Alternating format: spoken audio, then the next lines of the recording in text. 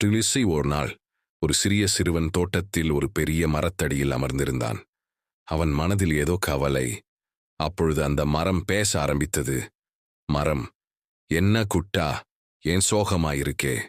சிறுவன், நான் என்ன செய்ய வேண்டும் என்று தெரியவில்லை. எதிலும் நான் தோல்வி அடைகிறேன். மரம் மெதுவாக சொன்னது, நானும் ஒரு சின்ன விதையாயிருந்தேன். மழை இல்லை, சூரியன் காய்ச்சிவிட்டது. ஆனால் நான் தான் பயந்து விட்டேனா? இல்லை, நான் என் வேர்களை ஆழமாக விட்டேன், மெதுவாக வளர்ந்தேன். இன்று எல்லோருக்கும் நிழல் தருகிறேன். நீயும் சவால்களை எதிர்கொள், படிப்படியாக முன்னேறு. ஒரு நாள் நீயும் பெரியதாக மாறுவாய். சிறுவன் மரத்தின் வார்த்தைகளை கேட்டபின் அவன் முகத்தில் ஒரு நம்பிக்கை வெளிப்பட்டது.